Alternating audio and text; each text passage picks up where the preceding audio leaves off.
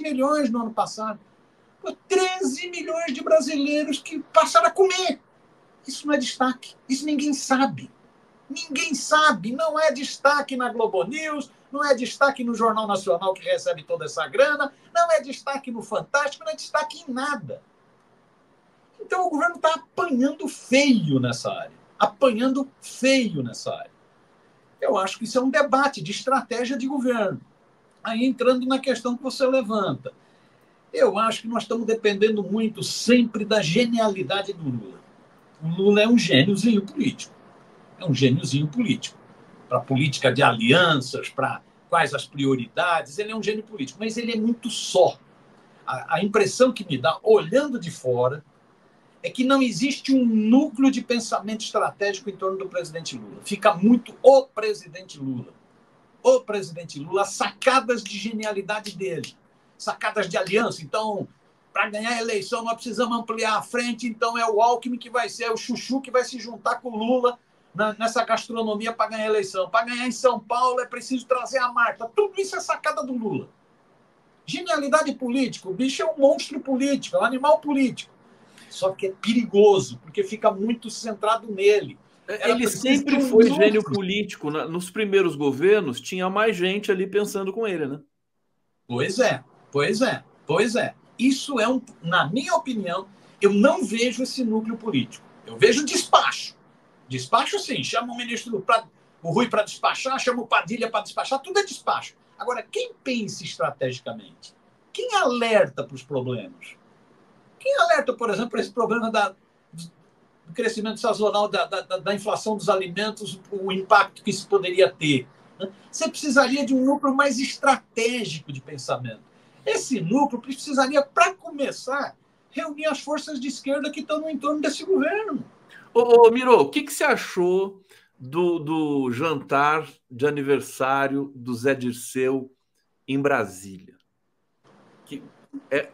É um recado, né? Esse é um cara de pensamento estratégico. Esse era do primeiro núcleo de governo. Esse era do primeiro. Você pega o primeiro núcleo de governo, era um time de primeira que não era para bajular, não era para despachar, era para alertar, era para ajudar a orientar. Lógico que o gêniozinho político é o Lula, mas sozinho isso é um risco. É um risco. Né? Inclusive porque fica muito só ouvindo o comentário positivo, aí se assusta com as pesquisas. Né? Então, eu acho que esse é um problema. Me parece que falta, eu estou olhando distante, não estou nem em Brasília, olhando distante, me parece que falta um núcleo de pensamento mais estratégico. O Lula sempre teve a capacidade grande de ouvir. Né? Me parece e eu acho que esse instrumento não está funcionando muito bem agora, porque ele é um excelente escutador, ele sabe ouvir, processar a informação, mas eu acho que ele não está recebendo esse combustível e está acabando, está tendo de formular coisas meio que dentro da cabeça dele, da experiência, o que não é desprezível, mas que afasta um pouco da conjuntura, né, real do país. Miro, vamos para o bate-papo aqui, Anselmo Coyote. Miro, você é o cara, que bom te ver. O Miro, esse é o cara. Nizargan Lula Ferreira, não é inflação sazonal, Miro. Vamos admitir a verdade. Não é sazonal? Não, eu acho que ela. Você sabe outra coisa que eu ouvi também de um especialista, economista? É que assim, 13 milhões saíram da fome. Esses 13 milhões voltaram a ter renda, voltaram a consumir alguma coisa. O consumo na base da pirâmide, ele aumentou. E aí você tem uma demanda maior por alimentos, você vê, evidentemente, você vai ter uma inflação de demanda também, né? Não sei se eu estou falando besteira aqui, mas fica o dito pelo não dito. Edson Antunes, a popularidade do Lula nunca esteve tão alta, falando mal, falando bem. Falem dele, vamos defendê-lo até os dentes. A Regionalíssima está dizendo aqui, Miro, Lula tem que chamar Fávaro. Fávaro, que é o ministro da Agricultura, né? O Carlos Fávaro. Miro, você quer comentar essa questão aqui? Esse aqui do Edson Antunes é interessante, porque, de fato, né? 30 e quantos por cento? Não, o Lula está com 48% de popularidade, ele, né? Pessoalmente, aprovação. Aí, desaprovação vai para 45, alguma coisa assim, se é que eu me lembro. Agora, tudo fica no Lula, né? Desaprovação, aprovação, quer dizer, ele é a figura central do país nesse momento, que está sendo comentada por todos os cantos, né? Podia ter um ranking assim, né? Aí ele estaria liderando. É. Aí duas observaçõezinhas com base no chat, Conde. Essa da inflação. Já há sinalizações de que a inflação dos alimentos cai novamente, cai novamente. E o governo também pode tomar várias atitudes. O governo pode ter uma postura proativa nessa questão da alimentação, né? Então, ela tem essa inflação desse período na alimentação tem a ver com fatores climáticos, né? A gravidade climática que a gente está vivendo, tem a ver com demanda, tem a ver com vários fatores. Mas é possível o governo ter ações, e aí o Fávaro tem um papel importantíssimo como ministro da Agricultura, né? É possível ter ações que controlem esse preço, tanto é que o governo foram 2 reuniões a semana passada para ver exatamente como doma essa inflação nos alimentos, como diminui o preço dos alimentos. Então, acho que tem isso. Acho que a pesquisa, a queda não é de agora. A queda deu uma acelerada agora na desaprovação, né? Mas ela já vem se manifestando desde setembro do ano passado. Ela já vem se manifestando. Que eu acho que tem a ver com isso, tem a ver com as dificuldades na economia, não é a inflação dos alimentos de agora, tem a ver com as dificuldades na economia. A economia brasileira, da minha opinião, não sou economista, da minha merreca de opinião. A economia brasileira está muito travada. Ou destrava a política monetária e política fiscal, ou o Brasil vai ter dificuldades, vai ter muitas dificuldades, e isso para um ano eleitoral é terrível. Porque exatamente é o alimento para a extrema-direita se a economia emburacar, se a economia tiver dificuldades. Então, precisa destravar essa economia, tem que ser mais ofensivo para destravar essa economia. Então, a pesquisa já vinha indicando isso. Não é a inflação do alimento agora, não. Ela já vinha desde setembro, ela já apontava. Já estava num viés de baixa. Já estava num viés de baixa. Né? Que tem a ver com economia e eu acho que tem a ver com essa batalha de ideias na sociedade. Como que você trava essa batalha de ideias na sociedade? Né? Nós estamos, na minha opinião, perdendo essa guerra. Continuamos perdendo essa guerra. No debate público, que já não é o mesmo de tempos atrás. O PT sempre foi bom de debate público, mas a gente tem, né, complicadores agora, sobretudo nessa dimensão aí do bolsonarismo. Falando em bolsonarismo, eu quero aqui te perguntar sobre o Valdemar Costa Neto. Eu sei que você se divertiu, e eu me diverti muito também com o depoimento do Valdemar Costa Neto, porque ele simplesmente jogou Bolsonaro assim aos leões. Falou, não tenho nada a ver com isso. Ele que me pressionou a fazer tal coisa. Quer dizer, situação do Bolsonaro absolutamente, né, sem condições. Ô Miro, o que você achou do Xandão liberar o sigilo logo na sexta-feira? De todos esses depoimentos aí. Fala do Valdemar pra gente, Miro.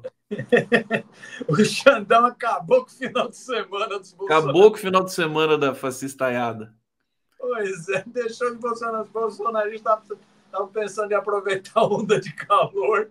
Na praia não tiveram condição, porque o fim do sigilo, dos 27 sigilos, foi de matar. Porque é isso, tem a parte dos milicos, o depoimento do Freire Gomes, ex-comandante do Exército, e o depoimento do Batista Júnior, ex-comandante da Aeronáutica, são bombásticos.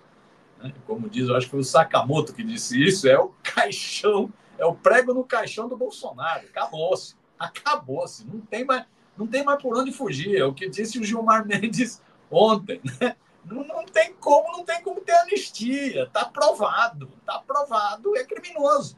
Agora vai ter o rito normal disso. A PF concluiu seu relatório, sua investigação, é a PGR se manifestar, ir para o Supremo, é abrir processo, virar réu e ter a condenação. Né? Então, o depoimento dos milicos foi terrível. O depoimento do Valdemar, o Valdemar é um malandro. É um malandro. O Valdemar já teve uma multa pelo fato do PL ter contratado uma empresa para fazer uma auditoria das urnas eletrônicas e mentir sobre o resultado desses relatórios. Né? Então já teve aquela multa milionária que o TSE tinha cobrado do PL. O TSE, inclusive, bloqueou as contas do PL. Depois o Valdemar foi foi pego na busca e apreensão, naquela operação Tempos da Verdade, Tempos Veritatis, e na busca e apreensão ainda descobriram uma pepita de ouro e um revólver ilegal. Ainda foi preso. Então o Valdemar tá esperto. Ele disse: eu não vou afundar junto e não vou acabar com o fundo partidário do PL. O fundo partidário do PL chega a se juntar o fundo partidário mais o fundo eleitoral, dá quase R$1 bilhão nesse ano. É grana para chuchu. Aí o Valdemar está dizendo, tá um bafafá todo, dizendo que o PL é que bancou aquele Instituto Voto, né? Aquele instituto que fez os relatórios da urna eletrônica, e que o PL, então, conspirou contra a democracia. Já tem parlamentar pedindo a cassação do registro do PL, ou seja, acabou a grana do fundo partidário eleitoral. Valdemar, no desespero, vai no depoimento agora em fevereiro e fala o seguinte: eu não tive nada a ver com isso, eu sempre confiei no voto eletrônico, o PL, inclusive, votou contra o voto manual. Aí o policial perguntou para ele assim, mas então por que você entrou na justiça contra o sistema eleitoral? Eu fui pressionado pelo Bolsonaro. E sabe como funciona isso? Vê como funciona no União Brasil a opressão. É queima a casa. Rapaz, como é que vai ficar esse negócio do União Brasil, hein? Mas só voltando ao Valdemar, o Valdemar fez o quê? O Valdemar disse o seguinte, ó, sempre fui a favor do voto eletrônico, orientei o partido a votar a favor do voto eletrônico, nunca coloquei em dúvida o Tribunal Superior Eleitoral, fui pressionado para contratar essa empresa, R$1,5 milhão, fui pressionado para contratar essa empresa, não tenho nada a ver com isso. Ou seja, o Valdemar aprendeu direitinho a lição do Bolsonaro. Bolsonaro vive deixando os seus soldados pelo meio do caminho, nas estradas. O Valdemar fez o seguinte, ó, tá na estrada. E for o Bolsonaro, presidente do PL, sabe-se lá o que vem por aí. Ô Miro, deixa eu só trazer aqui o comentário do Fernando Bai. Putin e Xi sabem como lidar com a Globo. Simples. Ah, se a Globo tivesse que lidar com o Putin, né? Ah, se a Globo tivesse que lidar com o Xi. Mas aqui, infelizmente, ela tem o Lula, que adora a Globo, né? O Lula, no fim das contas, parece que gosta muito da Rede Globo. Reginalíssima. Miro, na Batalha das Ideias, quem tem sido o maior contendor da esquerda? Olha, eu vou arriscar aqui, vou falar que é o Lula. Era o Flávio Dino, mas o Flávio Dino foi eliminado, né? Foi eliminado da política. Ô Miro, para terminar, 30 segundos aqui, 1 minuto. Quem que é o maior? Eu acho que você acertou em cheio. Eu também tenho essa... É o Lula. O Lula é o grande debatedor. Ele é o que polemiza, ele é o que compra briga. Infelizmente, o grosso do ministério é de fazedor de obra.